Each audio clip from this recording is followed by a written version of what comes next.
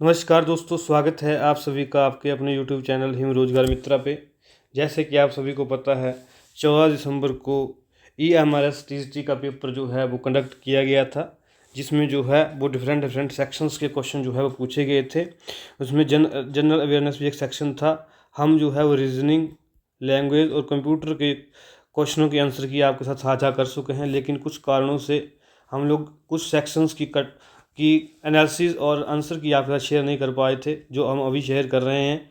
उम्मीद कर रहा हूं कि आपको जो आंसर की ऑथेंटिक लगेगी और हमारे जो आंसर की है वो ऑथेंटिक सोर्सेज पर आधारित हैं और सभी ऑप्शन जो है वो करेक्ट हैं। अगर आपको किसी क्वेश्चन में डाउट लगता है तो आप हमें कमेंट सेक्शन में बता सकते हैं, और अगर आपको जो है वो हमारा एनालिसिस सही लगता है तो आप लोग हमें इंस्टाग्राम, फेसबुक, टेलीग्राम और यूट्यूब पे फॉलो कर सकते हैं। आपका ज़्यादा समय न बर्बाद करते हुए शुरू करते हैं आज का discussion, part number 1, general awareness. दोस्तों, पहला क्वेश्चन हमारे पास है, निम्नलिखित में से किस राज्य में लोक निर्वाचन 2024 में मतदान करने वाले बालों की कुल संख्या 80% से अधिक थी? In which of the following states total voter turnout for Lok Sabha election 2024 was above 80%? तो दोस्तों, इसका उत्तर जो है वो त्रिपुरा होगा। आपने ध्यान में रखना है, option number 2 will be the right answer. दोस्तों, अगला क्वेश्चन हमारे पास है, what is the theme for international day of conscience? What is the theme for international day of conscience 2025? तो ये दोस्तों सबसे पहले आपको पता होना चाहिए कि ये डे कब मनाया जाता है। ये डे दोस्तों 5 अप्रैल को मनाया जाता है, आपने ध्यान रखना है। और किसके द्वारा मनाया जाता है? यूनेस्को द्वारा ये दिन जो है वो मनाया जाता है, ये आपने ध्यान में रखना है। और 2025 में जब ये दिन 5 अप्रैल को मनाया गया दोस्तों, तो इसकी थीम थी leave no one behind. Leave no one behind was इस थीम। तो option number 1 will be the right answer. दोस्तों, अगले क्वेश्चन की ओर बढ़ेंगे। 71st national film awards for year 2023, जो नेशनल फिल्म अवार्ड्स दिए गए वो 2023 के लिए दिए गए, और वो कितना संस्करण था? वो 71वां संस्करण था। और कब दिए गए? अनाउंस किए गए अगस्त 2025 में। तो उसमें ये पूछा कि इस अवार्ड में who was the director of the film titled the first film which was awarded स्वर्ण कमला फॉर बेस्ट डायरेक्शन? क्वेश्चन के मुताबिक जो हमारे पास 71वें राष्ट्रीय फिल्म पुरस्कार की घोषणा जो है, जिनकी घोषणा अगस्त 2025 में की गई, जिसमें जो है वो बेस्ट फिल्म का अवार्ड द फर्स्ट फिल्म को मिला है। बेस्ट फिल्म का अवार्ड फर्स्ट फिल्म को मिला है, जिसमें उसको कौन सा अवार्ड मिला है? स्वर्ण कमल मिला है। उसके डायरेक्टर कौन थे? ये सवाल हमसे जो है वो पूछा गया है। तो दोस्तों, इसका जो आंसर होगा पीयूष ठाकुर होगा। Option number 1 will be the right answer.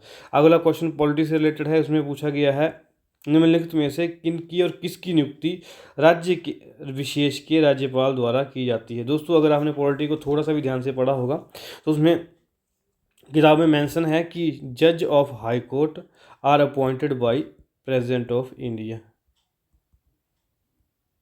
Bharat के राष्ट्रपति द्वारा जो है वो जज हाई कोर्ट के जज अपॉइंट किए जाते हैं।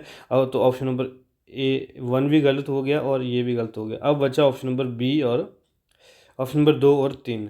तो C तो सही ही होगा। एडवोकेट जनरल को जो है वो advocate general of the state जो है वो गवर्नर के द्वारा अपॉइंट किया जाता है, और डिस्ट्रिक्ट जज इन द स्टेट वो भी जो है वो गवर्नर के द्वारा अपॉइंट किए जाते हैं। तो option number 2 will be the right option. Option number 2 will be right option for question number 4।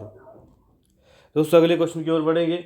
अगला क्वेश्चन हमारे पास है, who was the winner of Wimbledon lawn tennis tournament 2025 in women single category? Wimbledon lawn tennis प्रतियोगिता 2025 में महिला एकल श्रेणी में विजेता कौन रही है? 2025 की बात की गई है, विंबलडन की बात की गई है। तो इसमें दोस्तों जो इसका आंसर है क्वेश्चन नंबर 5 का, वो ऑप्शन नंबर 4 ईगा स्वीटेक। ईगा स्वीटेक जो है वो पोलैंड की खिलाड़ी हैं, जो इसमें विंबलडन टूर्नामेंट में विजेता रही हैं। और इन्होंने किसको हराया है? इन्होंने हराया है अमांडा अनिसिमोवा को हराया है ईगा स्वीटेक ने। आपने ध्यान में रखना है। दोस्तों, अगला क्वेश्चन काफ़ी इंपॉर्टेंट है। अगला क्वेश्चन जो पूछा गया है उसमें पूछा गया है कि जो ग्लोबल रिस्क रिपोर्ट 2025 जो वर्ल्ड इकोनॉमिक फोरम द्वारा पब्लिश की जाती है, which of the following has been voted as one among the top 5 current global risk? दोस्तों, क्वेश्चन का जो अर्थ है कहने का वो ये है कि वर्ल्ड इकोनॉमिक फोरम जो संस्था है, जिसके बारे में आप सभी जानते होंगे, वो जो है वो ग्लोबल रिस्क रिपोर्ट जो है वो जारी करती है।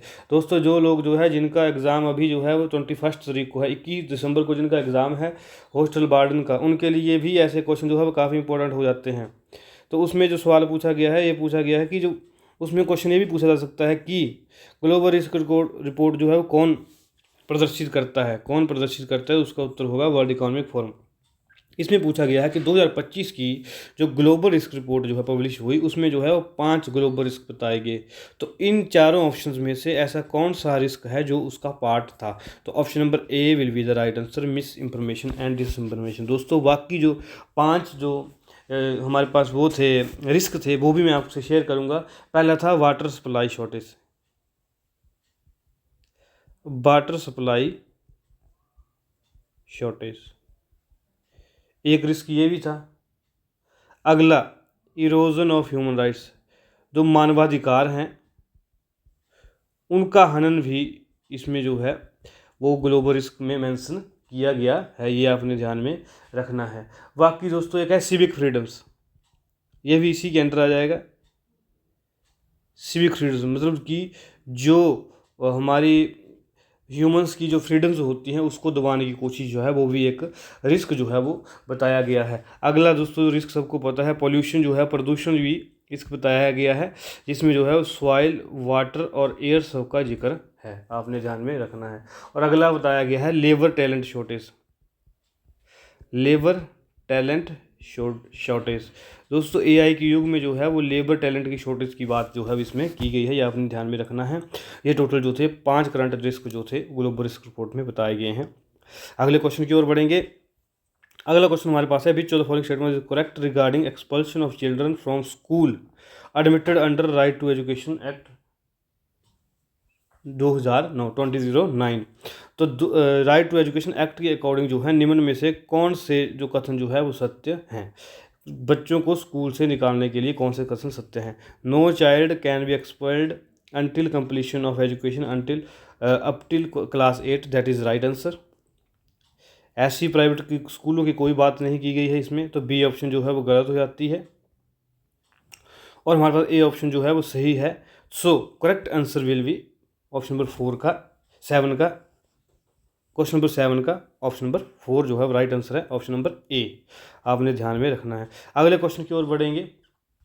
अगला क्वेश्चन दोस्तों जो हमारे पास पूछा गया है वो है FATF संस्था के बारे में जो है वो क्वेश्चन जो हमसे पूछा गया है, जो जिसके बारे में आप सभी को पता होगा कि जो मनी लॉन्ड्रिंग से रिलेटेड जो है और टेरर फंडिंग से रिलेटेड जो है वो लिस्ट जारी करता है, ये संस्था उस चीज़ को देखती है। फाइनेंशियल एक्शन टास्क फोर्स जो है वो इस चीज़ को देखती है कि क्या इस देश में मनी लॉन्ड्रिंग हो रही है या टेरर को जो है आतंकवाद को बढ़ाने के लिए फाइनेंसिंग की जा रही है। और दोस्तों ये 2 प्रकार की लिस्ट जो है वो जारी करता है, एक ब्लैक लिस्ट जारी करता है और एक ग्रे लिस्ट जारी करता है, ये आपको ध्यान में रखना है। लेकिन यहाँ पे जो है रेड लिस्ट मेंशन किया गया है, जबकि जो है रेड लिस्ट जो ये जारी ही नहीं करता है। So option number B will be the right answer, option B will be correct. So our correct answer should be first. तो ऑप्शन नंबर 1 भी right answer for this question. आगे बढ़ेंगे अगले क्वेश्चन की तरफ।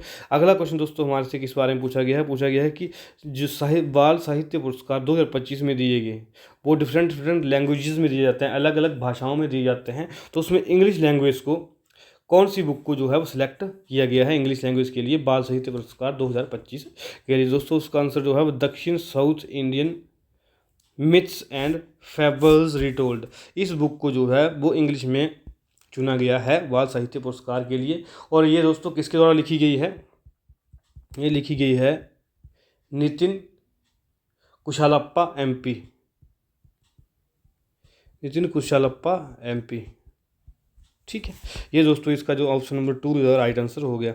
अगला क्वेश्चन दोस्तों 10th क्वेश्चन जो है लास्ट क्वेश्चन है जनरल अवेयरनेस का। उसमें पूछा गया है नेशनल एजुकेशन पॉलिसी 2020 के अंतर्गत किस इंस्टीट्यूशन को जो है ये काम दिया गया है कि वो national higher education qualification framework को डिज़ाइन करेगा? National higher education qualification framework को जो है वो डिज़ाइन करेगा। और दोस्तों इसका जो सीधा आंसर होगा वो होगा option number 4 general education council को इसका काम दिया गया है, ये आपने ध्यान में रखना है।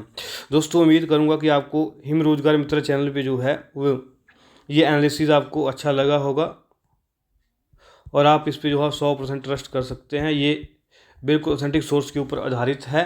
और ऐसे ही अन्य पार्ट्स का आप एनालिसिस जानने के लिए हमारे चैनल को ज्वाइन कर सकते हैं। फेसबुक, इंस्टाग्राम और टेलीग्राम पे ज्वाइन कर सकते हैं। यूट्यूब पे सब्सक्राइब कर सकते हैं। और अगर आपको कोई डाउट लगता है तो you can comment on our video, we will reply as soon as possible. और मैं तो ये चाहूँगा कि जिन बच्चों का एग्ज़ाम EMRS का एग्ज़ाम, हॉस्टल वार्डन का एग्ज़ाम है जो 21 दिसंबर को होगा, उन बच्चों को ये वीडियो ज़रूर देखनी चाहिए। और अगर आपको जो है वो वीडियो चाहिए होगी कि हम जो है वो डेडिकेटेड वीडियो जो है सब्जेक्ट वाइज जो है वो हॉस्टल वार्डन के लिए बनाएं, तो आप हमें कमेंट सेक्शन में बता सकते हैं। तो हम उसको जो है बनाने की कोशिश करेंगे हिम रोजगार मित्र चैनल पे। दोस्तों इसी के साथ धन्यवाद, मिलेंगे नई वीडियो में।